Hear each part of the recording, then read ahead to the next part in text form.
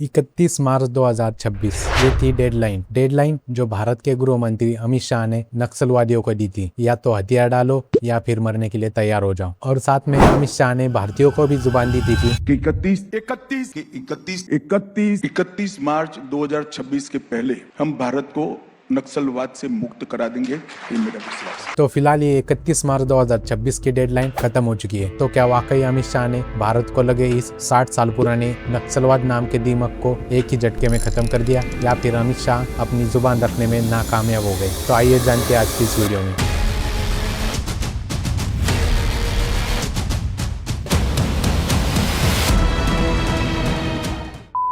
1967 का दौर, जब भारत पाकिस्तान से हुई 1965 की जंग से ठीक से संभला भी नहीं था, उसी वक्त भारत के पश्चिम बंगाल के एक छोटे से गांव नक्सलबारी से एक ऐसी चिंगारी उठती है जो आगे चलकर भारत के इंटरनल सिक्योरिटी का सबसे बड़ा थ्रेट बन जाती है। तारीख थी 25 मई 1967। पश्चिम बंगाल के नक्सलबारी गाँव के आदिवासी किसान कुछ कम्युनिस्ट नेताओं की लीडरशिप में अमीर जमींदारों के खिलाफ विद्रोह करते हैं और इन जमींदारों को मारकर उनकी जमीन पर कब्जा कर लेते हैं। और यही से शुरू हुई नक्सलवाद की आग आगे भारत के बाकी राज्यों में फैलकर भारत के 1/3 हिस्से पर कब्जा कर लेती है। मतलब एक समय था 2010 के आसपास, जब नक्सलिज्म अपने पीक पर था। उस वक्त भारत के 126 से ज्यादा जिले इस नक्सलिज्म से अफेक्टेड हो चुके थे और इसी सभी अफेक्टेड एरिया को रेड कॉरिडोर के नाम से जाना जाता था।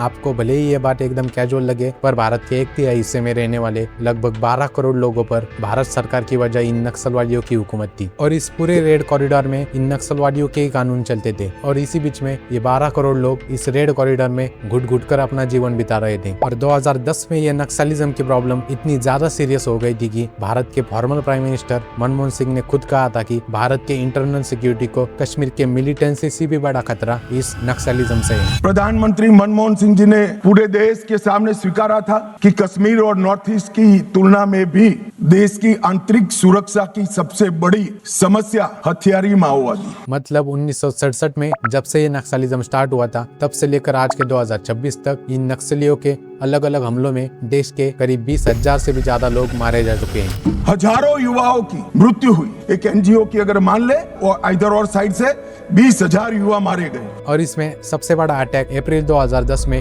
दांतेवाड़ा में हुआ था। तो हुआ यह था कि इन नक्सलियों ने छत्तीसगढ़ के दांतेवाड़ा में जा रहे एक सीआरपीएफ के कॉन्वॉय को घेर कर उस पर आईईडी से ब्लास्ट कर दिया था, जिसमें हमारे करीब 76 जवान शहीद हुए थे।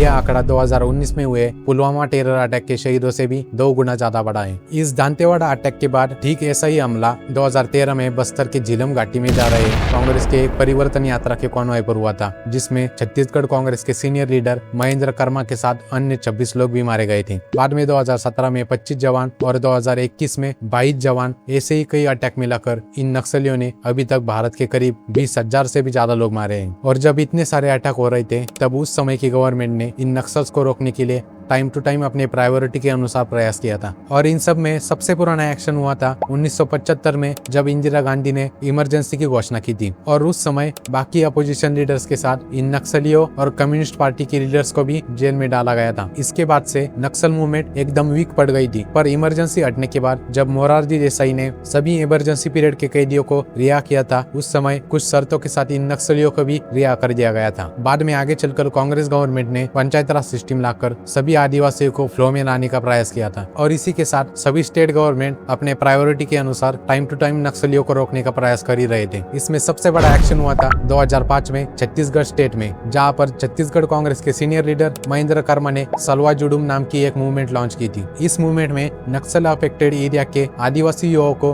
गवर्नमेंट द्वारा मिलिट्री लेवल की ट्रेनिंग देकर उन्हें स्पेशल पुलिस ऑफिसर बनाया जाता और साथ में गवर्नमेंट द्वारा उन्हें हथियार भी दिए जाते। पर इस मूवमेंट में माइनर्स के इन्वॉल्वमेंट के कारण ये मूवमेंट एक डिजास्टर साबित हुई और आगे चलकर 2011 में सुप्रीम कोर्ट ने इस सलवा जुडुम मूवमेंट को अनकॉन्स्टिट्यूशनल डिक्लेयर करके बंद कर दिया। बाद में इस सलवा जुडुम मूवमेंट के फाउंडर महेंद्र कर्मा जी खुद 2013 के झीलम घाटी अटैक में मारे गए। पर इन सब के बावजूद नक्सलवाद 2010 में अपने पीक पर जा पहुंचा था और इसीलिए उस समय के प्राइम मिनिस्टर मनमोहन सिंह ने इंटीग्रेटेड एक्शन प्लान लाकर 2009 में ऑपरेशन ग्रीन हंट लॉन्च किया था। और इसी के साथ मनमोहन सिंह जी ने सरेंडर एंड रिहैबिलिटेट स्कीम को भी नेशनल लेवल पर इम्प्लीमेंट किया था। इस स्कीम के तहत अगर कोई नक्सल सरेंडर करे तो उसे गवर्नमेंट द्वारा मंथली स्टाइपेंड देकर उसे सेटल होने में मदद की जाती। पर मनमोहन सिंह जी के इन सभी एक्शन के बावजूद उनके समय में नक्सलवाद अपने पीक पर जा पहुंचा था। इसी का मतलब मनमोहन सिंह जी के गवर्नमेंट की स्ट्रेटजी फेल हो रही थी। और इसी के बाद जब 2014 में बीजेपी गवर्नमेंट पावर में आती है तो उसके अगले साल ही यानी 2015 में होम मिनिस्टर राजनाथ सिंह नक्सल के खिलाफ सख्त कदम उठाना चालू कर देते हैं। और इसी के तहत 2015 में national policy and action plan to address left wing extremism mission launch किया गया। तो इस मिशन में पुरानी गवर्नमेंट की सभी गलतियों को मद्देनजर रखकर नक्सल्स को चारों तरफ से घेरने का एक्शन प्लान तैयार किया गया। मतलब सीआरपीएफ और स्टेट पुलिस के कंबाइन ऑपरेशंस और साथ में नक्सल अफेक्टेड एरिया में रोड्स, मोबाइल टावर, बैंक और हॉस्पिटल बनाकर डेवलपमेंट भी किया गया। इन सभी का पॉजिटिव इम्पैक्ट दिखने ही लगा था। तभी 2017 में गवर्नमेंट द्वारा समाधान डॉक्ट्रिन लॉन्च करके इन सभी एक्शन प्लान में और ज्यादा क्लियरिटी डाल दी गई। इसमें से एन लेटर को इम्प्लीमेंट करते हुए एनआईए ने नक्सल की फंडिंग रोककर उनके करोड़ों के बिलोंगिंग सीज कर दिए। और इसी के साथ ड्रोन सर्विलेंस और एडवांस टेक्नोलॉजी की मदद से सिक्योरिटी फोर्सेस का काम और ज्यादा आसान हो गया। सेंट्रल गवर्नमेंट की इस चक्रव्यूह का पिछले 8-9 सालों में इतना पॉजिटिव इम्पैक्ट हुआ है कि 2013 में 126 जिलों में फैला ये रेड कॉरिडोर 2025 तक सिमटकर सिर्फ 18 जिलों तक आ गया। और 2026 के रिपोर्ट के अनुसार अभी छत्तीसगढ़ के सिर्फ 2 जिलों में नक्सलवाद बचा है। और इसी के साथ नक्सलियों द्वारा किए जाने वाले हमलों में भी काफी गिरावट दिखी है। और जब से 24 अगस्त 2024 को अमित शाह ने रायपुर में नक्सल फ्री इंडिया का प्रण लेकर नक्सलियों को 31 मार्च 2026 की डेडलाइन दी थी और तभी से नक्सलियों के खिलाफ के ऑपरेशंस और ज्यादा अग्रेसिव हुए हैं। और इसी के तहत मई 2025 में सिक्योरिटी फोर्सेस द्वारा ऑपरेशन ब्लैक फॉरेस्ट लॉन्च करके सीपीआईएम के जनरल सेक्रेटरी नबाला केशव राव को एलिमिनेट किया गया। In one of the most successful security operation in decades against the Naxals, security forces killed leader Nambala Keshav Rao alias Basavaraju along with 27 other Naxal cadres in an encounter in Chhattisgarh. ये CPIM का top most leader था और इस पर government द्वारा 1.5 करोड़ का इनाम रखा गया था। और सालों से ये आदमी घोस्ट बनकर जंगलों में ही रहता था और गवर्नमेंट के पास इसकी दाऊद की तरह बहुत ही पुरानी फोटो थी। और इसीलिए इसको मारकर हमारे सिक्योरिटी फोर्सेस ने नक्सलिज्म की बैकबोन ही तोड़ दी थी। बाद में इसी तरह नवंबर 2025 में हुए एक ऑपरेशन में नक्सल कमांडर माडवी हिडमा को भी मार दिया गया। In India, 51-year-old Madhvi Hidma, the most wanted leader within the Maoist ranks, has been killed in an encounter in southern Indian state of Andhra Pradesh, Alluri. ये वही हिडमा है जो कि 2010 के दांतेवाड़ा अटैक का मास्टरमाइंड था। और जब से हमारे जवानों ने नक्सल के इन टॉप के लीडर्स को निपटाना चालू किया है तभी से सभी नक्सल्स अपने हथियार डालकर सरेंडर करने लगे हैं। और इसमें तो सीपीआईएम के कुछ सेंट्रल कमेटी मेंबर्स का भी नाम शामिल है, जैसे कि 40 साल से एक्टिव नक्सली भूपति, जिसने अक्टूबर 2025 में महाराष्ट्र के सीएम के सामने सरेंडर किया। नक्सल कमांडर भूपति ने 60 साथियों समेत महाराष्ट्र के मुख्यमंत्री देवेंद्र फडणवीस के आगे हथियार डाल दिए हैं, आत्मसमर्पण सरेंडर किया है।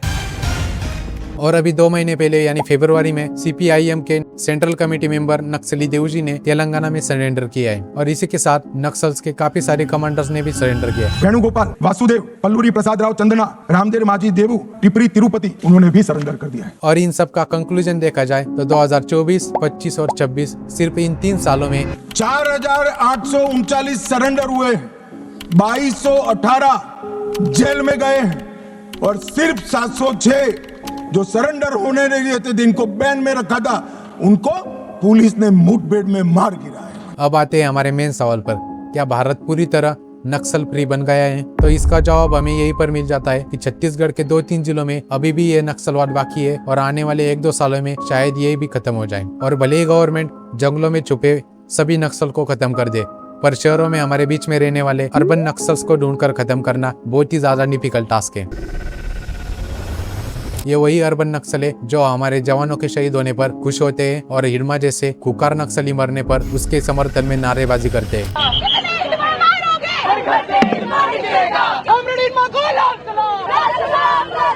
पर सरकार देश से नक्सलवाद को तो खत्म कर देगी, पर इन अर्बन नक्सल के दिमाग में बसे माओवादी विचारधारा को खत्म करना बहुत ही ज्यादा मुश्किल भरा होगा। इनको तो छोड़ो एनआईए देख लेगी, पर बात ऐसी है कि भारत को भले ही आजादी 1947 में मिली हो, पर इस रेड कॉरिडोर में सालों से घुटकर जीने वाले करीब 12 करोड़ लोगों को आजादी 2026 में जाकर मिली है। और इसीलिए भारत से लगभग नक्सलवाद खत्म करने के लिए अमित शाह जी को अप्रिशिएट करना तो बनता ही है। बस डर इस बात का है कि इन जंगलों से नक्सलियों को खत्म करके इन जंगलों को माइनिंग के लिए किसी बिजनेसमैन को ना सौंपा जाए, वरना आदिवासियों को फिर से मजबूरन हाथ में बंदूक उठानी पड़ेगी। और जिस तरह अमित शाह जी ने डेडलाइन देकर भारत से नक्सलवाद को खत्म किया, तो आशा करते हैं कि अमित शाह जी ऐसे ही डेडलाइन देकर भारत से करप्शन और मणिपुर में हो रही हिंसा को भी खत्म कर देंगे। और अगर आपको नक्सलवाद की ग्राउंड रियलिटी देखनी है तो आप ये बस्तर मूवी देख सकते हो। और अगर वीडियो पसंद आया तो प्लीज इस वीडियो को लाइक, शेयर, कमेंट, हाइप और इस चैनल को सब्सक्राइब भी कर दो। और बहुत ज्यादा मेहनत लगती है वीडियो बनाने के लिए, आपके एक लाइक और एक सब्सक्राइब से मोटिवेशन मिलता है यार। और इस वीडियो पर क्लिक करके समझो कि क्रिकेट दिखाकर भारतीयों को कैसे डिस्ट्रैक्ट किया जाता है।